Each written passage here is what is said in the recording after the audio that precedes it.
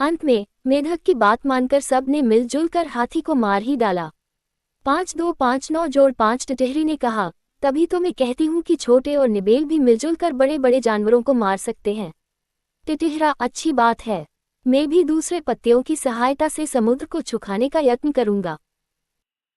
ये कहकर उसने बगुले, सारस, मोर आदि अनेक पत्तियों को बुलाकर अपनी दुख कथा सुनाई। उन्होंने कहा, हम तो अशक्त हैं, किंतु हमारा मित्र गरुड़ अवश्य इस संबंध में हमारी सहायता कर सकता है। तब सब पत्ती मिलकर गरुड़ के पास जाकर रोने और चिल्लाने लगे, गरुड़ महाराज, आपके रहते हमारे पक्षीकुल पर समुद्र ने यह अत्याचार कर दिया। हम इसका बदला चाहते हैं। आज उसने टिटहरी के अंडे नष्ट किए हैं, कल वह दूसरे पत्तियों के अंडों को बहा ले जाएगा। इस अत्याचार की रोकथाम होनी चाहिए, अन्यथा संपूर्ण पक्षीकुल नष्ट हो जाएगा। गरुड़ ने पत्तियों का रोना सुनकर उनकी सहायता करने का निश्चय किया। उसी समय उसके पास भगवान विष्णु का दूत आया। उस दूत द्वारा भगवान विष्णु ने उसे सवारी के लिए बुलाया था। गरुड़ ने दूत से क्रोधपूर्वक कहा कि वह विष्णु भगवान को कदर दे कि वह दूसरी सवारी का प्रबंध कर ले। दूत ने गरुड़ के क्रोध का कारण पूछा तो गरुड़ ने समुद्र के अत्याचार की कथा सुनाई। दूत के मुख से गरुड़ के क्रोध की कद्दानी सुनकर भगवान विष्णु स्वयं गरुड़ के घर गए। वहां पहुंचने पर गरुड़ ने प्रणाम वे विनम्र शब्दों में कहा, भगवान, आपके आश्रय का अभिमान करके समुद्र ने मेरे साथ ही पक्षियों के अंडों का अपहरण कर लिया है। इस तरह मुझे भी अपमानित किया है। मैं समुद्र से इस अपमान का बदला लेना चाहता हूँ। भगवान विष्णु बोले, गरुड़, तुम्हारा क्रोध युक्तियुक्त है, समुद्र को ऐसा काम नहीं करना चाहिए था। चलो, मैं अभी समुद्र से उन अंडों को वापस लेकर टिटहरी को दिलवा देता हूँ, उसके बाद हमें अमरावती जाना है। तब भगवान ने अपने धनुष पर आग्नेय बाण को चढ़ाकर समुद्र से कहा, दुष्ट, अभी उन सब अंडों कटे वापस दे दे, नहीं तो तुम्हें क्षण भर में सुखा दूंगा। भगवान विष्णु के भय से समुद्र ने उसी क्षण अंडे वापस दे दिए। 2-2-0-2-2-9 दमनक ने इन कथाओं को सुनाने के बाद संजीवक से कहा, इसीलिए मैं कहता हूं कि शत्रु पक्ष का बल जानकर दी युद्ध के लिए तैयार होना चाहिए। संजीवक, दमनक, ये बात तो सच है, किंतु मुझे ये कैसे पता लगेगा कि पिंगलक के मन में मेरे लिए हिंसा के भाव हैं। आज तक वह मुझे सदा स्नेह की दृष्टि से देखता रहा है, उसकी वक्र दृष्टि का मुझे कोई ज्ञान नहीं है। मुझे उसके लक्षण बतला दो तो मैं उन्हें जानकर आत्मरक्षा के लिए तैयार हो जाऊंगा। दमनक, उन्हें जानना कुछ भी कठिन नहीं है। यदि उसके मन में तुम्हें मारने का पाप होगा तो उसकी आंख लाल हो जाएगी, भव चढ़ जाएंगे और वह होठों को चाटता हुआ तुम्हारी ओर क्रूर दृष्टि से देखेगा। अच्छा तो यह है कि तुम रातों रात चुपके से चले जाओ, आगे तुम्हारी इच्छा। 27 ये कहकर दमनक अपने साथी कर्टक के पास आया। कर्टक ने उससे भेंट करते हुए पूछा, कहो दमनक, कुछ सफलता मिली तुम्हें अपनी योजना में? नो दमनक, मैंने तो नीतिपूर्वक जो कुछ भी करना उचित था कर दिया, आगे सफलता देव के अधीन है। पुरुषार्थ करने के बाद भी यदि कार्य सिद्धि न हो तो हमारा दोष नहीं। कर्टक, तेरी क्या योजना है? किस तरह नीतियुक्त काम किया है तूने? मुझे भी बता। दमनक, मैंने झूठ बोलकर दोनों को एक दूसरे का ऐसा बैरी बना दिया है कि वे भविष्य में कभी एक दूसरे का विश्वास नहीं करेंगे। कर्टक, यह तूने और अच्छा नहीं किया मित्र, दोस्त ने ही हृदयों में देश का बीज बोना बुरा काम है। दमनक, कर्टक, तू नीति की बातें नहीं जानता तभी ऐसा कहता है। संजीवक ने हमारे मंत्री पद को हथिया लिया था, वह हमारा शत्रु था। शत्रु को परास्त करने में धर्म अधर्म नहीं देखा जाता। आत्मरक्षा सबसे बड़ा धर्म है। स्वार्थ साधन ही सबसे मतदान काय है। स्वार्थी साधन करते हुए कपट नीति से ही काम लेना चाहिए, जैसे चतुरक ने लिया था। कर्टक ने पूछा, किसे? 91 दमनक ने तब चतुरक, गीदड़ और शेर की यह कहानी सुनाई। क्रोटिल नीति का रहस्य, परस्य पीडन कुवन स्वार्थन सिद्धि व पंडितः गृबुधिन कृद्येत वने चतुर को यथा। स्वार्थ साधन करते हुए कपट से ही काम लेना पड़ता है। किसी जंगल में एक बचजदुंट्रा नाम का शेर रहता था। उसके 2 अनुचर चतुरक, गीदड़ और क्रव्यमुख भेड़िया हर समय उसके साथ रहते थे। एक दिन शेर ने जंगल में बैठी हुई ऊंटनी को मारा। ऊंटनी के पेट में एक छोटा सा ऊंट का बच्चा निकला। शेर को उस बच्चे पर दया आई। घर लाकर उसने बच्चे को कहा, अब मुझसे डरने की कोई बात नहीं, मैं तुम्हें नहीं सारूंगा, तू जंगल में आनंद से विहार कर। ऊंट के बच्चे के कान शंकु कील जैसे थे, इसलिए उसका नाम शेर ने शंकुकर्ण रख दिया। वह भी शेर के अन्य अनुचरों के समान सदा शेर के साथ रहता था। जब वह बड़ा हो गया तो भी वह शेर का मित्र बना रहा। एक क्षण के लिए भी वह शेर को छोड़कर नहीं जाता था। एक दिन उस जंगल में एक मतवाला हाथी आ गया। उससे शेर की जबरदस्त लड़ाई हुई। इस लड़ाई में शेर इतना घायल हो गया कि उसके लिए एक कदम आगे चलना भी भारी हो गया। अपने साथियों से उसने कहा कि तुम कोई ऐसा शिकार ले आओ जिसे मैं यहाँ बैठा बैठा ही मार दूं। तीनों साथी शेर की आज्ञा अनुसार शिकार की तलाश करते रहे, लेकिन बहुत यत्न करने पर भी कोई शिकार हाथ नहीं आया। चतुरक ने सोचा, यदि शकुकर्ण को मरवा दिया जाए तो कुछ दिन की निश्चिंतता हो जाए। किंतु शेर ने इसे अभय वचन दिया है, कोई युक्ति ऐसी निकालनी चाहिए कि वह वचन भंग किए बिना इसे मारने को तैयार हो जाए। अंत में चतुरक ने एक युक्ति सोच ली। शकुकर्ण को बह बोला, शकुकर्ण, मैं तुम्हें एक बात तेरे लाभ की ही कहता हूँ। सखामी का भी इसमें कल्याण हो जाएगा। हमारा सखामी शेर कई दिन से भूखा है, उसे यदि तू अपना शरीर दे दे तो वह कुछ दिन बाद दुगना होकर तुझे मिल जाएगा और शेर को भी तृप्ति हो जाएगी। शकुकर्ण मित्र, शेर की तृप्ति में तो मेरी बहुत प्रसन्नता है। स्वामी को कह दो कि मैं इसके लिए तैयार हूँ, किंतु इस सौदे में धर्म हमारा साक्षी होगा। इतना निश्चित होने के बाद वे सब शेर के पास गए। चतुरक ने शेर से कहा, स्वामी, शिकार तो कोई भी हाथ नहीं आया, सूर्य भी अस्त हो गया। अब एक ही उपाय है, यदि आप शकुकर्ण को इस शरीर के बदले ही गुण शरीर देना स्वीकार करें तो वही ये शरीर ऋण रूप में देने को तैयार है। शेर, मुझे यह व्यवहार स्वीकार है। हम धर्म को साजिक की रखकर यह सौदा करेंगे। शकुकर्ण अपने शरीर को ऋण रूप में हमें देगा तो हम उसे बाद में द्विगुण शरीर देंगे। तब सौदा होने के बाद शेर के इशारे पर गीदड़ और भेड़िए ने ऊँट को मार दिया। बजदश्त शेर ने तब चतुरक से कहा, चतुरक, मैं नदी में स्नान करके आता हूँ, तू यहाँ इसकी रखवाली करना। शेर के जाने के बाद चतुरक ने सोचा, कोई युक्ति ऐसी होनी चाहिए कि वह अकेला ही ऊँट को खा सके। ये सोचकर वह क्रव्यमुख से बोला, मिनर, तू बहुत भूखा है, इसलिए तू शेर के आने से पहले ही ऊँट को खाना शुरू कर दे।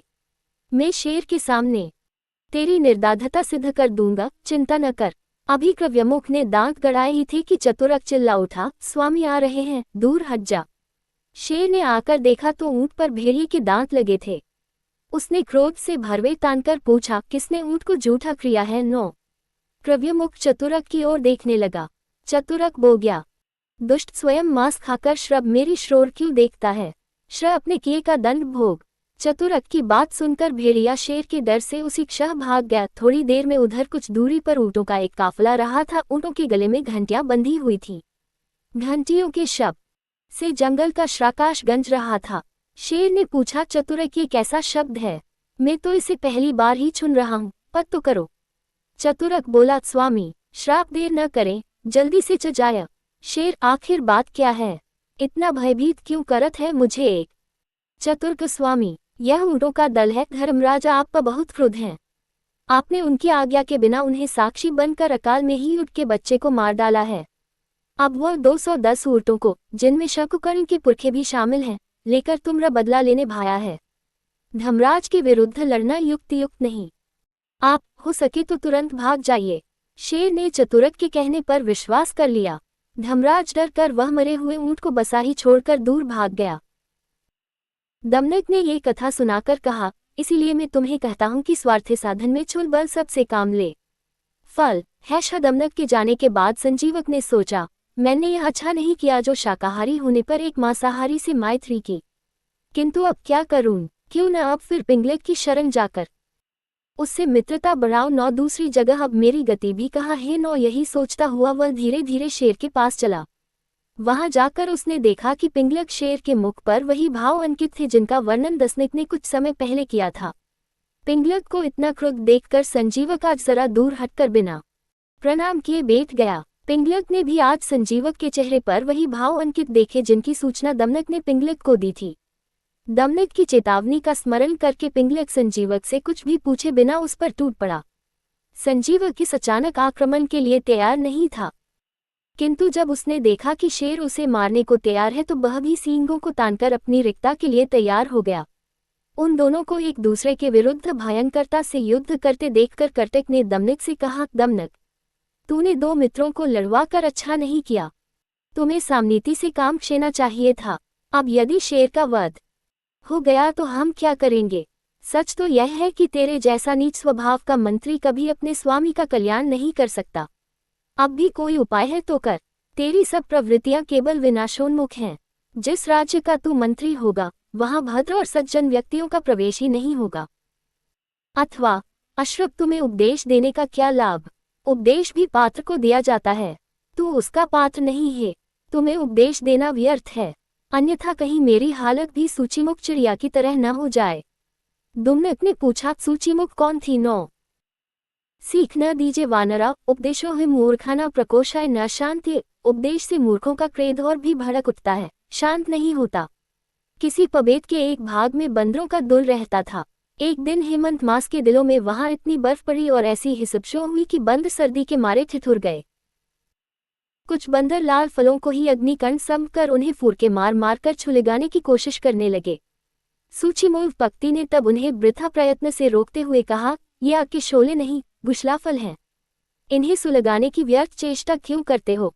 अच्छा तो ये है कि कहीं गुफा कंदरा देखकर उसमें चले जाओ, तभी सर्दी से रक्षा होगी। बंदरों में एक बूढ़ा बंदर भी था। उसने कहा, सूचीमुख, इनको उपदेश न दे, ये मूर्खे हैं, तेरे उपदेश को नहीं मानेंगे बल्कि तुझे पकड़कर मार डालेंगे। वह बंदर यह कह ही रहा था कि एक बंदर ने सूचीमुख को उसके पंखों से पकड़कर ककमकोर दिया। 8+58। इसीलिए मैं कहता हूँ कि मूले को उपदेश देकर हम उसे शांत नहीं करते और भी भड़काते हैं। जिस तिस को उपदेश देना स्वयं मूर्खता है। मूर्खे बंदर ने उपदेश देने वाली चिड़ियों का घोंसला तोड़ दिया था। शिक्षा का पात्र उपदेशो न दार्ढव्यो यादशे तादशे जने। जिस तिस को उपदेश देना उचित नहीं। किसी जंगल के एक घने वृत्त की शाखाओं पर चिड़ाचिड़ी का एक जोड़ा रहता था। अपने घोंसले में दोनों बड़े सुख से रहते थे। सर्दियों का मौसम था। एक दिन हेमंत की ठंडी हवा चलने लगी और साथ में बूंदाबांदी भी शुरू हो गई। उस समय एक बंदर बर्फीली हवा और बरसात से ठिठुरता हुआ उस वृक्ष की शाखा पर आ बैठा। जाड़े के मारे उसके दांत कटकटा रहे थे। उसे देखकर चिड़िया ने कहा, अरे तुम कौन हो? देखने में तो तुम्हारा चेहरा आदमियों का सा है, हाथ पैर भी हैं तुम्हारे, फिर भी तुम यहाँ बैठे हो, घर बनाकर क्यों नहीं रहते? नो बंदर बोला, अरे तुमसे चुप नहीं रहा जाता, तू अपना काम कर, मेरा उपहास क्यों करती है? नो चिड़िया फिर भी कुछ कहती गई, वह चिढ़ गया। क्रोध में शाकर उसने चिड़िया के उस घोंसले को तोड़ फोड़ डाला जिसमें चिड़ाचिड़ी सुख से रहते थे। Less than greater than less than. कर्टक ने कहा, इसीलिए मैं कहता था कि जिस तिस को उपदेश नहीं देना चाहिए, किंतु तुझ पर इसका कुछ प्रभाव नहीं। तुझे शिक्षा देना भी व्यर्थ है। बुद्धिमान को दी हुई शिक्षा का ही फल होता है, मूर्ख को दी हुई शिक्षा का फल कई बार उल्टा निकल जाता है। जिस तरह पापबुंदर नाम के मूर्ख पुत्र ने वधत्ता के जोश में पिता की हत्या कर दी थी। दमनक ने पूछा, कैसे? नो कर्टक ने तब धम्बुधि पापबुधि नाम के दो मित्रों की यह कथा सुनाई। मित्रद्रोह का फल के करोत्यज पांडित्यमस्थाने विनियोजितम अयोग्य को मिले ज्ञान का फल विपरीत ही होता है। किसी स्थान पर धम्मबुधि और पापबुधि नाम के दो मित्र रहते थे। एक दिन पापबुधि ने सोचा कि धर्मबुधि की सहायता से विदेश में जाकर धन पैदा किया जाए। दोनों ने देश देशांतरों में घूमकर प्रचुर धन पैदा किया। जब वे वापस आ रहे थे तो गांव के पास आकर पापबुधि ने सलाह दी कि इतने धन को बंधु बांधवों के बीच नहीं ले जाना चाहिए। इसे देखकर उन्हें ईर्ष्या होगी, लोभ होगा, किसी न किसी बहाने वे बांटकर खाने का यत्न करेंगे। इसलिए इस धन का बड़ा भाग जमीन में गाड़ देते हैं, जब जरूरत होगी लेते रहेंगे। धर्मन बुद्धि यह बात मान गया। जमीन में गड्ढा खोदकर दोनों ने अपना सब धन वहां रख दिया और गांव में चले आए। कुछ दिन बाद पापबुधि आधी रात को उसी स्थान पर जाकर सारा धन खोद लाया और ऊपर से मिट्टी डालकर गड्ढा भरकर घर चला आया। दूसरे दिन वह धर्मबुद्धि के पास गया और कहा, मित्र, मेरा परिवार बड़ा है, मुझे फिर कुछ धन की जरूरत पड़ गई है, चलो चलकर थोड़ा थोड़ा और ले आवें। धर्मबुद्धि मान गया। दोनों ने जाकर जब जमीन खोदी और वह बतेल निकाला जिसमें धन रखा था तो देखा कि वह खाली है। पापबुद्धि सिर पीटकर रोने लगा, मैं लुट गया, धम्मेबुद्धि ने मेरा धन चुरा लिया, मैं मर गया, लुट गया। प्रश्नवाचक चिन्ह। दोनों अदालत में धर्माधिकारी के सामने पेश हुए। पापबुद्धि ने कहा, मैं गड्ढे के पास वाले वृक्षों को साक्षी मानने को तैयार हूँ। वे जिसे चोर कहेंगे वह चोर माना जाएगा। अदालत ने यह बात मान ली और निश्चय किया कि कल वृत्तों की सागी ली जाएगी और उस साक्षी पर ही निश्चय सुनाया जाएगा।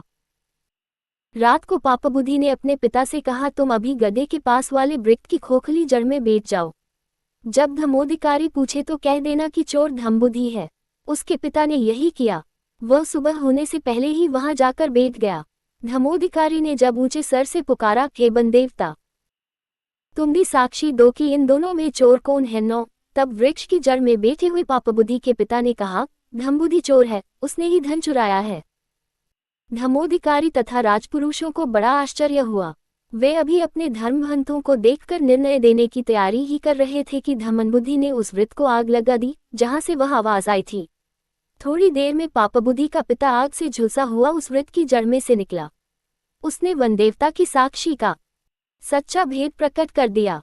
तब राजपुरुषों ने पापा बुद्धि को उसी वृक्ष की शाखाओं पर लटकाते हुए कहा कि मनुष्य का ये धर्म है कि वह उपाय की चिंता के साथ उपाय की भी चिंता करे, अन्यथा उसकी वही दशा होती है जो उन बगलों की हुई थी जिन्हें नेवले ने मार दिया था। धर्मबुद्धि ने पूछा, कैसे। 9 राजपुरुषों ने कहा, सुनो, करने से पहले सोचो। उपाय चिंत्यस्प्राजस तथा उपाय च चिंत्येत। उपाय की चिंता के साथ तज्जन्य अपाय या दुष्परिणाम को भी चिंता कर लेनी चाहिए। जंगल के एक बड़े बरवृत की खोल में बहुत से बगले रहते थे। उसी वृक्ष की जड़ में एक सांप भी रहता था। वह बगलों के छोटे छोटे बच्चों को खा जाता था। एक बगला सांप द्वारा बार बार बच्चों के खाए जाने पर बहुत दुखी और विरक्त सा होकर नदी के किनारे आ बैठा। उसकी आंखों में आंसू भरे हुए थे। उसे इस प्रकार दुखमग्न देखकर एक केकड़े ने पानी से निकलकर उसे कहा, मामा, क्या बात है, आज रो क्यों रहे हो। 9 बग्गे ने कहा, भैया, बात यह है कि मेरे बच्चों को सांप बार बार खा जाता है। कुछ उपाय नहीं सूझता, किस प्रकार सांप का नाश किया जाए, तुम ही कोई उपाय बताओ। केकड़े ने मन में सोचा, ये बगला मेरा जन्मेरी है, इसे ऐसा उपाय बताऊंगा जिससे सांप के नाश के साथ साथ इसका भी नाश हो जाए। ये सोचकर वह बोला, मामा, एक काम करो, मांस के कुछ टुकड़े लेकर नेवले के बिल के सामने डाल दो। इसके बाद बहुत से टुकड़े उस बिल से शुरू करके सांप के बिल तक बखेर दो। नेवला उन टुकड़ों को खाता खाता सांप के बिल तक आ जाएगा और वहां सांप को भी देखकर उसे मार डालेगा। बगले ने ऐसा ही किया। नेवले ने सांप को तो खा लिया, किंतु सांप के बाद उस वृक्ष पर रहने वाले बगलों को भी खा डाला। बगले ने उपाय तो सोचा, किंतु उसके अन्य दुष्परिणाम नहीं सोचे। अपनी मूर्खता का फल उसे मिल गया। पाप बुद्धि ने भी उपाय तो सोचा, किंतु अपाय नहीं सोचा। धरध्वज कर्तक ने कहा, इसी तरह दमनक, तूने भी उपाय तो किया, किंतु अपाय की चिंता नहीं की। तू भी पाप बुद्धि के समान दी मूर्ख है। तेरे जैसे पाप बुद्धि के साथ रहना भी दोषपूर्ण है। आज से तू मेरे पास मत आना। जिस स्थान पर ऐसे अंधे हों वहां से दूर ही रहना चाहिए। जहां चूहे मन भर की तराजू को खा जाए, वहां यह भी संभव है कि चील बच्चे को उठाकर ले जाए। जसे को तेसा तुला लोहा सदस्तर से यत्र खादनत मुशिका राजस्तनर दरेच्छुनो बालक नात्र संशय। जहां मन भर लोहे की तराजू को चूहे खा जाए, वहां की चील भी बच्चे को उठा कर ले जा सकती है। एक स्थान पर जींधन नाम का बनिए का लड़का रहता था। धन की खोज में उसने परदेश जाने का विचार किया। उसके घर में विशेष संपत्ति तो थी नहीं, केवल एक मन भर भारी लोहे की तराजू थी। उसे एक महाजन के पास धरोहर रखकर वह विदेश चला गया। विदेश से वापस आने के बाद उसने महाजन से अपनी धरोहर वापस मांगी। महाजन ने कहा, वह लोहे की तराजू तो चूहों ने खा ली। बनिए का लड़का समझ गया कि वह उस तराजू को देना नहीं चाहता, किंतु अब उपाय कोई नहीं था। कुछ देर सोचकर उसने कहा, कोई चिंता नहीं, चूहों ने खा डाली तो चूहों का दोष है, तुम्हारा नहीं, तुम इसकी चिंता न करो। थोड़ी देर बाद उसने महाजन से कहा, मित्र, मैं नदी पर स्नान के लिए जा रहा हूँ, तुम अपने पुत्र धनदेव को मेरे साथ भेज दो, वह भी नहा आएगा। महाजन बनिए की सज्जनता से बहुत प्रभावित था, इसलिए उसने तत्काल अपने पुत्र को उसके साथ नदी से स्नान के लिए भेज दिया। बनिए ने महाजन के पुत्र को वहां से कुछ दूर ले जाकर एक गुफा में बंद कर दिया। गुफा के द्वार पर बड़ी सी शिला रख दी जिससे वह बचकर भाग न पाए। उसे वहां बंद करके जब वह महाजन के घर आया तो महाजन ने पूछा, मेरा लड़का भी तो तेरे साथ स्नान के लिए गया था, वह कहाँ है। 9 बनिए ने कहा, उसे चील उठा कर ले गई है। महाजन, ये कैसे हो सकता है, कभी चील भी इतने बड़े बच्चे को उठा कर ले जा सकती है। 9 बनिया, भले आदमी, यदि चील बच्चे को उठाकर नहीं ले जा सकती तो चूहे भी मन भर भारी तराज को नहीं खा सकते। तुम्हें बच्चा चाहिए तो तराजू निकाल कर दे दे। इसी तरह विवाद करते हुए दोनों राजमहल में पहुंचे। वहां न्यायाधिकारी के सामने महाजन ने अपनी दुख कथा सुनाते हुए कहा कि इस बनिए ने मेरा लड़का चुरा लिया है। धर्माधिकारी ने बनिए से कहा, इसका लड़का इसे दे दो। बनिया बोला, महाराज, उसे तो चील उठा ले गई है। धर्माधिकारी, क्या कभी चील भी बच्चे को उठा ले जा सकती है? नो। बनिया, प्रभु, यदि मन भर भारी तराजू को चूहे खा सकते हैं तो चील भी बच्चे को उठाकर ले जा सकते है। धर्माधिकारी के प्रश्न पर बनिए ने अपनी तराज का सब वृत्तांत कह सुनाया। Greater than less than, greater then art, greater than less then. कहानी कहने के बाद दमनक को कर्टक ने फिर कहा कि तूने भी असंभव को संभव बनाने का यत्न किया है। तूने स्वामी का हितचिंतक होते अहित कर दिया है। ऐसे हितचिंतक मुख्य मित्रों की अपेक्षा अहित चिंतक बेरी अच्छे होते हैं। हित चिंतक मुख्य बंदर ने हित संपादन करते करते राजा का खून ही कर दिया था। मूर्ख मित्र पंडितों 5 वर्ष शत्रन मूर्ख उद्वितकार क्या।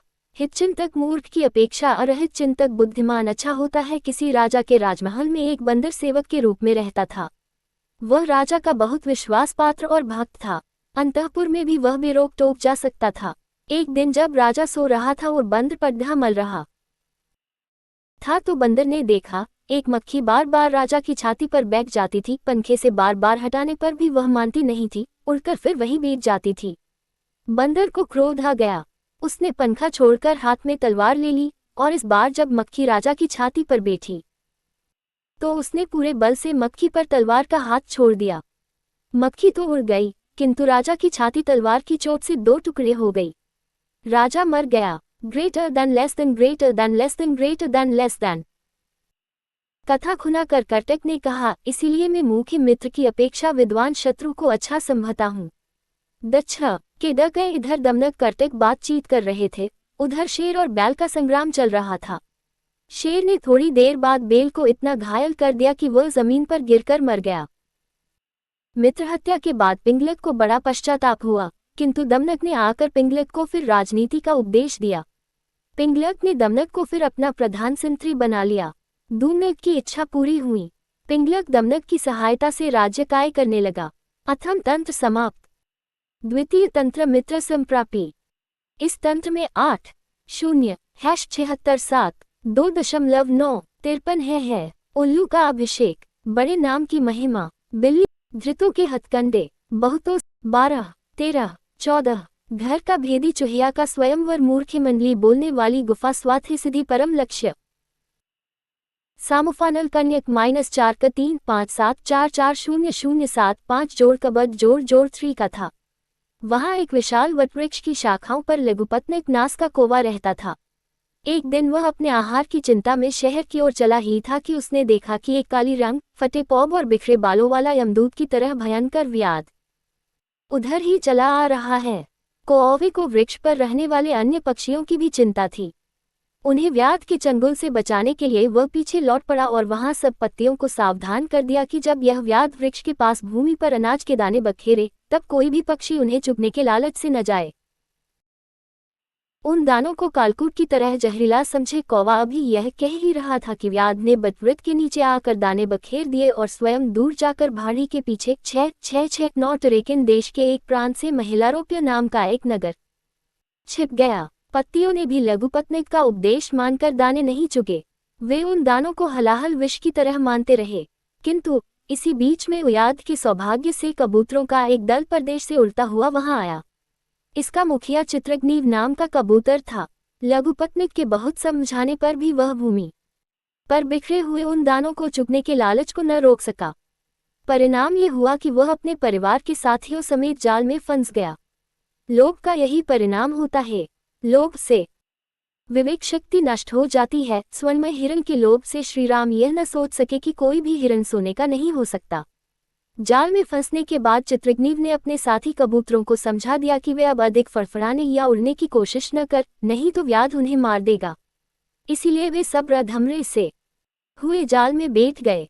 व्याध ने भी उन्हें शांत देखकर मारा नहीं। जाल समेटकर वह आगे चल पड़ा। चित्रग्नीव ने जब देखा कि अब व्याध निश्चिंत हो गया है और उसका ध्यान दूसरी ओर गया है, तभी उसने अपने साथियों को जाल समेत उड़ जाने का संकेत किया। संकेत पाते ही सब कबूतर जाल लेकर उड़ गए। व्याध को बहुत दुख हुआ। पत्तियों के साथ उसका जाल भी हाथ से निकल गया था। लघुपतनक भी उन उड़ते हुए कबूतरों के साथ उड़ने लगा। चित्रग्नीव ने जब देखा कि अब व्याध का डर नहीं है तो उसने अपने साथियों को कहा, व्याध तो लौट गया, अब चिंता की कोई बात नहीं। चलो हम महिलारुक्त शहर के पूर्वोत्तर भाग की ओर चलें। वहां मेरा घनिष्ठ मित्र हिरण्यक नाम का चूहा रहता है, उससे हम अपने जाल को कटवा लेंगे। तभी हम आकाश में स्वच्छंद घूम सकेंगे। वहां हिरण्यक नाम का चूहा अपनी 100 बिलों वाले दुर्ग में रहता था, इसीलिए उसे डर नहीं लगता था। चित्रग्रीव ने उसके द्वार पर पहुंचकर आवाज लगाई। वह बोला, मित्र हिरण्यक, शीघ्र आओ, मुझ पर विपत्ति का पहाड़ टूट पड़ा है। उसकी आवाज सुनकर हिरण्यक ने अपने ही बिल में छिपे प्रश्न किया, तुम कौन हो, कहाँ से आए हो? नौ क्या? चित्रग्नीव ने कहा, मैं चित्रग्नीव नाम का कपोतराज हूँ, तुम्हारा मित्र हूँ। तुम जल्दी बाहर आओ, मुझे तुमसे विशेष काम है। ये सुनकर हिरण्यक चूहा अपने बिल से बाहर आया। वहां अपने परम मित्र चित्रग्नीव को देखकर वह बड़ा प्रसन्न हुआ, किंतु चित्रग्नीव को अपने साथियों समेत जाल में फंसा देखकर वह चिंतित भी हो गया। उसने पूछा, मित्र, यह क्या हो गया तुम्हें? नौ चित्रग्रीव ने कहा, जीवन के लालच से हम जाल में फंस गए, तुम हमें जाल से मुक्त कर दो। हिरण्यक जब चित्रप्रोव के जाल का धागा काटने लगा तब उसने कहा, पहले मेरे साथियों के बंधन काट दो, बाद में मेरे काटना। हिरण्यक, तुम सब के सरदार हो, पहले अपने बंधन कटवा लो, साथियों के पीछे कटवाना। चित्रग्नीव, वे मेरे आश्रित हैं, अपने घर बार को छोड़कर मेरे साथ आए हैं। मेरा धर्म है कि पहले इनकी सुख सुविधा को दृष्टि में रखूं। अपने अनुचरों में किया हुआ विश्वास बड़े से बड़े संकट से रक्षा करता है। हिरण्यक चित्रग्नीव की यह बात सुनकर बहुत प्रसन्न हुआ। उसने सबके बंधन काटकर चित्रग्नीव से कहा, मित्र, अब अपने घर जाओ, विपत्ति के समय फिर प्रोफे याद करना। उन्हें भेजकर हिरण्यक चूहा अपने बिल में घुस गया। चित्रग्रीव भी परिवार सहित अपने घर चला गया। 25-20% 204 लघुपतनक कोवा ये सब दूर से देख रहा था। वह हिरण्यक के कौशल और उसकी सज्जनता पर मुग्ध हो गया। उसने मन ही मन सोचा, यद्यपि मेरा स्वभाव है कि मैं किसी का विश्वास नहीं करता, किसी को अपना हितैषी नहीं मानता, तथापि इस चूहे के गुणों से प्रभावित होकर मैं इसे अपना मित्र बनाना चाहता हूँ।